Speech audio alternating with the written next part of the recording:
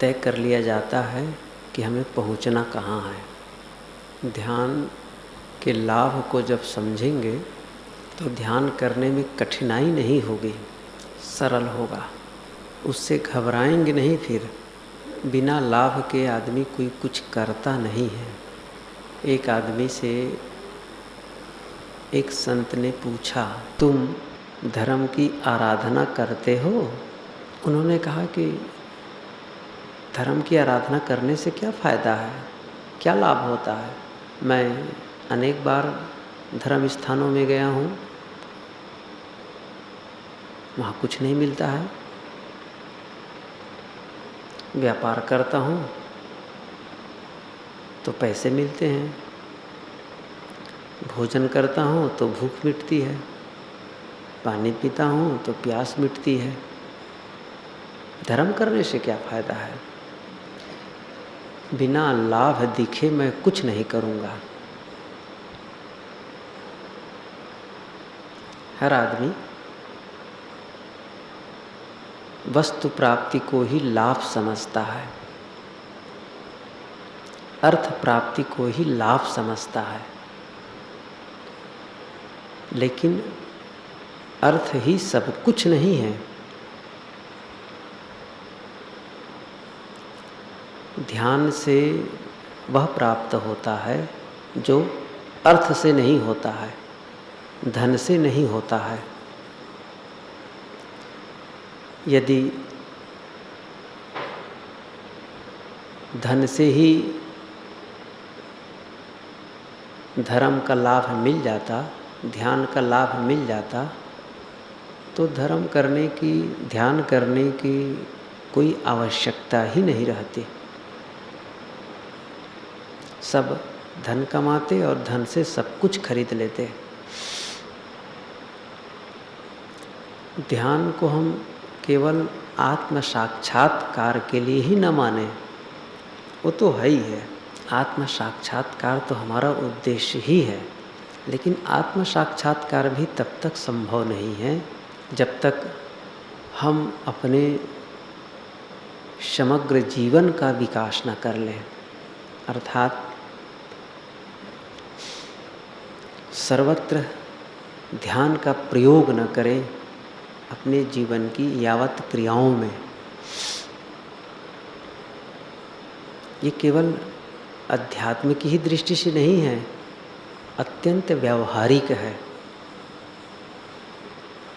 एकाग्रता की चर्चा चल रही है, बारंबार ये कहा जा रहा है कि मन को एकाग्र करो, मन को एकाग्र करो। ये मन की एकाग्रता केवल आत्म साक्षात्कार की ही भूमिका है, उसका ही पड़ाव है, ऐसा नहीं है। किसी भी क्षेत्र में सफल होने के लिए एकाग्रता आवश्यक है। यदि किसी व्यापार को शुरू करते हैं, एकाग्र नहीं होंगे तो व्यापार बदलते रहेंगे, ऊंच नीच को सह नहीं पाएंगे। अध्ययन में, पढ़ाई में एकाग्रता नहीं होगी, पन्ना पलटते जाएंगे, पुस्तक खत्म करते जाएंगे और पल्ले कुछ पड़ेगा नहीं। कोई भी काम हो, रोटी बनाने में ना हो एकाग्रता तो रोटी जलेगी, कच्ची रहेगी। और भी काम में तो ध्यान सब जगह आवश्यक है। सावधानी कहाँ नहीं चाहिए। आप लोग भी कहते हैं, माँ अपने छोटे बच्चे को किसी दुकान में भेजता है, सड़क में भीड़ है, मोटर गाड़ी का आना जाना है, तो उसे हिदायत देते हुए कहती है, देखो ध्यान रखना, सावधानी से चलना, ध्यान रखना, सब कुछ ध्यान से चलना, ध्यान से आना जाना, सब जगह ध्यान की आवश्यकता है। ये उदाहरण कई बार दिया जाता है। एक सन्यासी के यहाँ चोरी हो गई, उसके कुटी में एक चीज़ चोरी चली गई। चोर पकड़ा गया। जज ने चोर से पूछा, नहीं सन्यासी से पूछा, सन्यासी भी वहीं उपस्थित, चोर भी उपस्थित। जज ने पूछा कि बताओ स्वामी जी, आपकी क्या चोरी हुई है? सन्यासी ने कहा, हुजूर मेरा बिस्तर चला गया, तकिया चला गया, ओढ़ना चला गया, सब कुछ तो चला गया। बीच में ही चोर बोल पड़ा, हुजूर सन्यासी झूठ बोल रहा है, मैंने तो केवल एक कंबल चुराई है।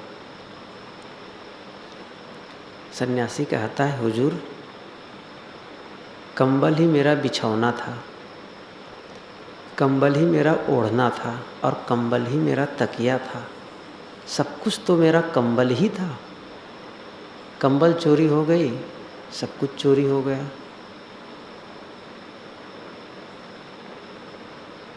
कहने का मतलब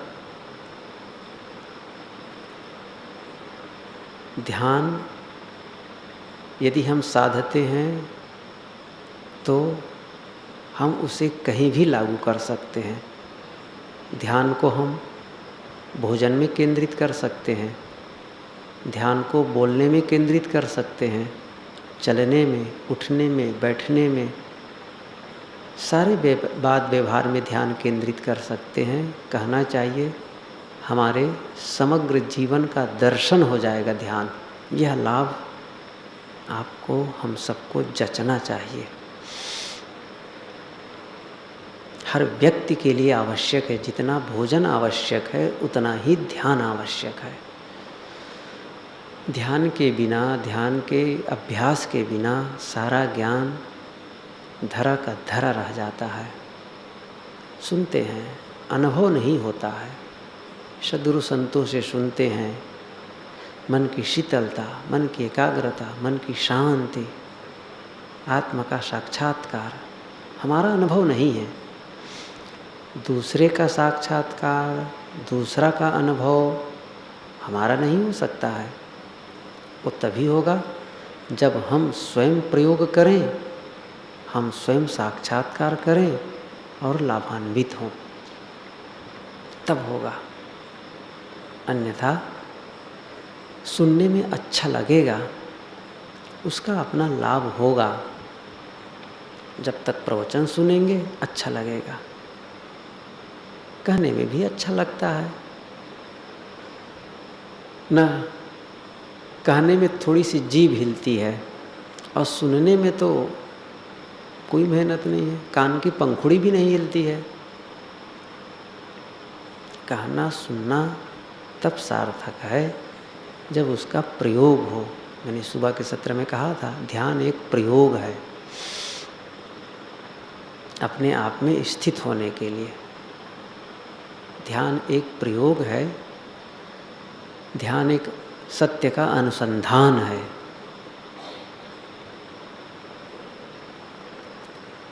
सत्य का अनुसंधान के लिए हम क्रमशः चलेंगे।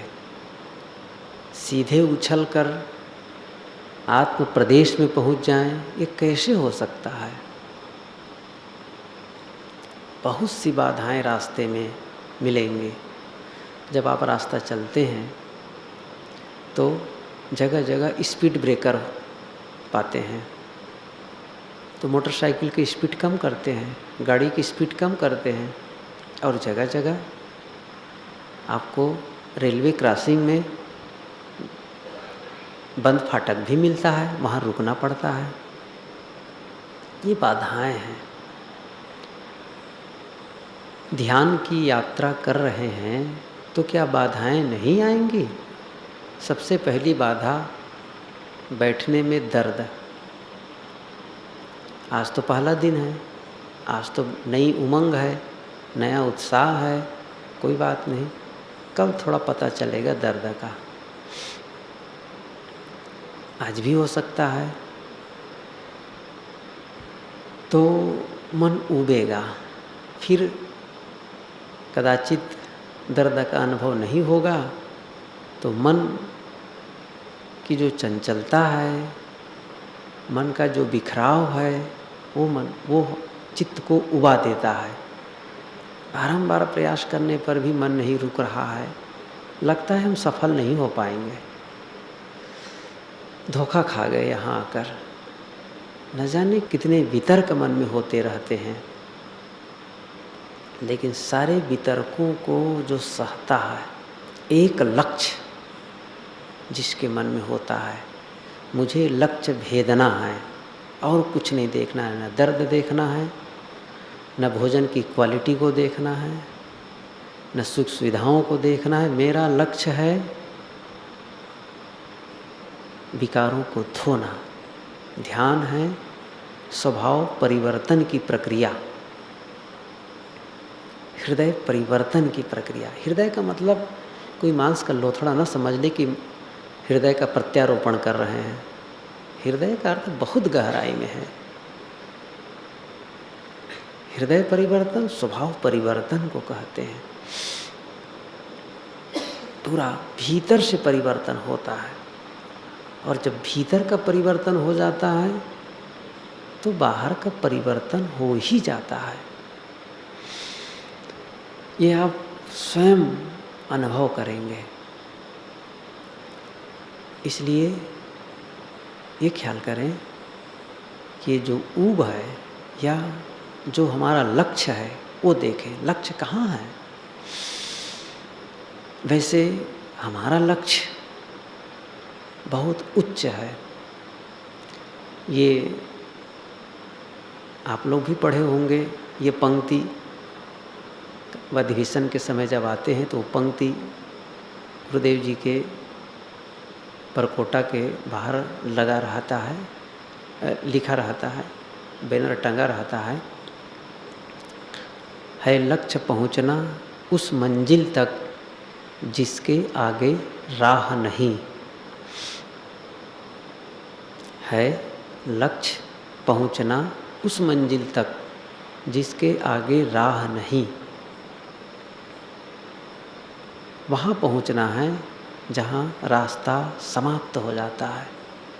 गतध्वनो गत अध्वनः समाप्त रास्ता वाला बनो। तथागत बुद्ध ने कहा गतध्वनो विशोकस्य विपमुत्तस्य शब्बधि गंथप हीणस्य सब गंथप हीणस्य परिलाहो न विज्जति। समाप्त रास्ता वाला हो, जिसका रास्ता समाप्त हो गया है, वो शोक से पार हो जाता है। यदि शोक से पार होना है तो समाप्त रास्ता वाला बनो। कहाँ भटक रहे हैं? पथ में। विषय पथ है, वही मन भटकता है। और यह भटकना कब संभव होगा? जब हम आत्म प्रदेश में पहुंच जाएंगे। अभी तो दुनियादारी में मन अटका है।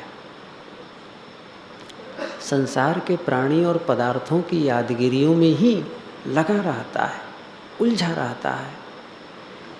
सबको खींच करके भीतर ले आना है।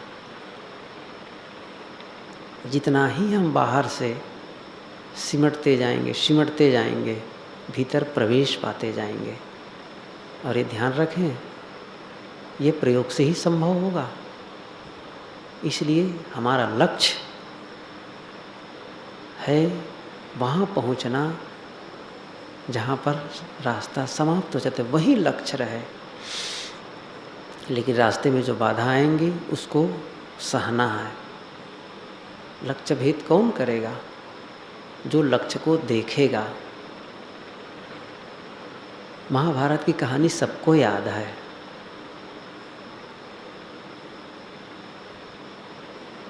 द्रोणाचार्य, गुरु द्रोणाचार्य कौरव और पांडवों की धनुष विद्या की परीक्षा ले रहे थे। पेड़ पर एक चिड़िया बैठा दिए थे, उसी को बेधना था। तीर चलाकर तो सबसे कहते कि देखो वो चिड़िया है, उसकी आँख में तीर मारना है। जैसे धनुष का अनुसंधान कोई करता वीर, उसी समय गुरु द्रोणाचार्य पूछते हैं, तुम्हें क्या दिखाई दे रहा है? कहता, पेड़ में फल दिखाई दे रहा है, पत्ते दिखाई दे रहे हैं, डालियाँ दिखाई दे रही हैं, मेरे बंधु बांधव दिखाई दे रहे हैं, गुरुदेव आप भी दिखाई दे रहे हैं। कहा बस छोड़ दो। सबसे वही बात हुई, कोई कुछ दिखता, कोई कुछ दिखता, चिड़िया भी देखते। अर्जुन की बारी आई, पूछा, अर्जुन तुम्हें क्या दिखाई दे रहा है? अर्जुन ने कहा, गुरुदेव मुझे केवल चिड़िया की आँख दिखाई दे रही है और कुछ नहीं दिखाई दे रहा है, केवल चिड़िया की आँख, इसके अलावा कुछ नहीं दिखाई दे रहा है। गुरु द्रोणाचार्य ने कहा कि बस अब तीर चलाने की आवश्यकता नहीं है, समझ लो लक्ष्य विदा है, तीर कहीं दूसरी जगह जा ही नहीं सकता है, वहीं जाएगा जहाँ दिखाई दे रहा है। ऐसा ही हमारा उद्देश्य क्या है ये हम तय कर लें। लक्ष्य है अपने आप में स्थित होना। किस प्रलोभन में हम भटकेंगे? कौन सा प्रलोभन हमें डिगा रहा है? यह अवलोकन का अवसर है। अपने स्वभाव को परखने का बहुत बड़ा अवसर आज मिला है। कहाँ कहाँ मन भटक रहा है पता चला ना, कहाँ अटकता है, कहाँ भटकता है। जहाँ जहाँ अटकता और भटकता है सब से छुड़ाना है। मोह में, ममता में, राग में, द्वेष में, न जाने कहाँ कहाँ ये भटक रहा है। अपनी कमजोरियों को पता चलता है, कितने कमज़ोर हम हैं, कितने भीतर में भंगार भरा है, पता चलता है। एक विदेशी विद्वान ने लिखा है कि आदमी, लोग प्रशंसा करते हैं, हमारी लोग प्रशंसा करते हैं, लेकिन यदि हमारी कमजोरी का, हमारे दोष का सही सही पता लोगों को लग जाए,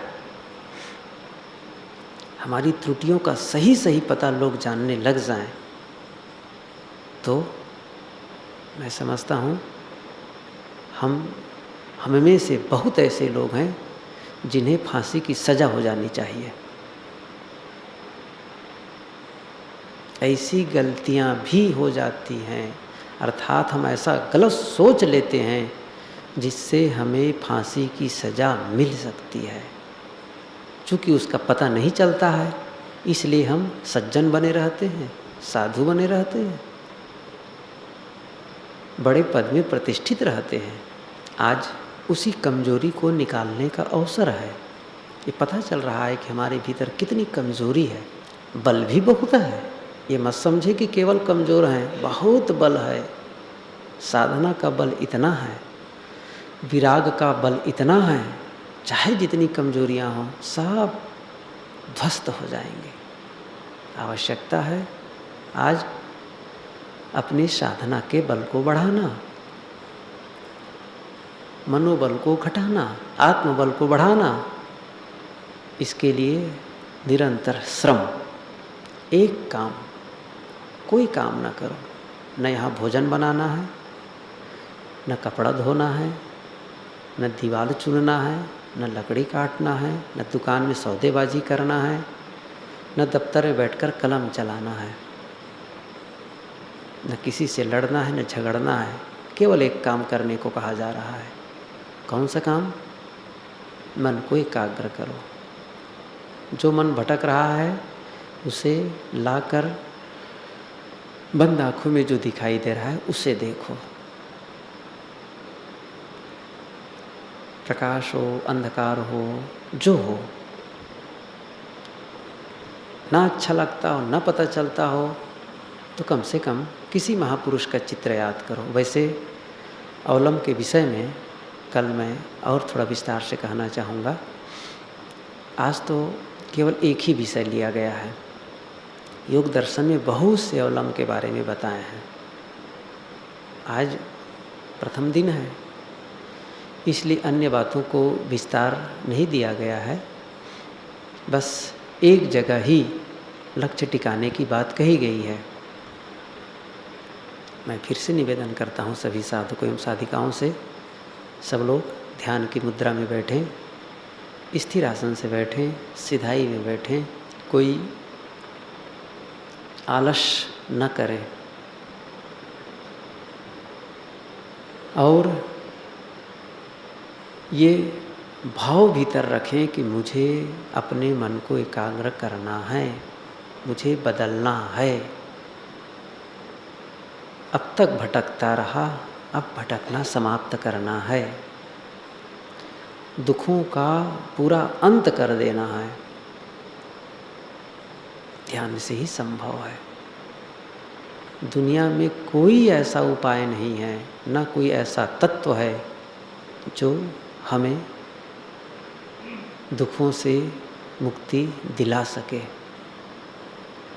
कोई उपाय नहीं है। यदि कोई उपाय होता तो बड़े बड़े कहलाने वाले लोग वह उपाय कर लेते, लेकिन धनी बिलख रहा है, विद्वान भी बिलख रहा है, ऊंचे पद वाले भी तड़फ रहे हैं। तड़फन तो केवल साधक की मिटती है, जो साधना करके सारे विकारों को धो देता है। हम सब विकार धोने की प्रक्रिया ही कर रहे हैं। इसलिए बिना किसी घबराहट के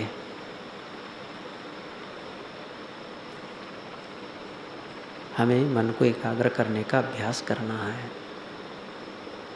बस एक काम, एक लक्ष्य। आत्म साक्षात्कार को मत सोचो, अभी निर्विचार की बातें न सोचो, ध्यान की एकदम ऊंचाई की बातें न सोचो, वहाँ नहीं टिक पाएंगे, अभी फिसल जाएंगे। तो कम से कम जो संभव है वह करें, सरल है वह करें। प्रारंभ में मन को चारा चुगाएं, उसको कुछ आधार दें, उसको कुछ सहारा दें। वो सहारा है, बस आंखें सबकी बंद हैं, अब आप देख रहे हैं छोटे छोटे लाइट जल रहे हैं, छोटे छोटे बल्बों को जला दिया गया है, प्रकाश भी दिखता है। मैं जब बंद करता हूँ तो प्रकाश भी दिखता है, थोड़ा थोड़ा प्रकाश, पूर्ण प्रकाश तो नहीं है लेकिन प्रकाश दिखता है। धीरे धीरे वो अंधियारे के रूप में बदल जाता है, कभी कभी और दूसरे रूप में बदल जाता है। सबकी भिन्न भिन्न स्थिति हो सकती है। मैं जैसा देखता हूँ वैसा कोई ज़रूरी नहीं आपको भी दिखे। आपका अनुभव आपका होगा, मेरा अनुभव मेरा होगा। यहाँ तो सबको अपना अनुभव करना है। जो सच्चाई है उसे देखो।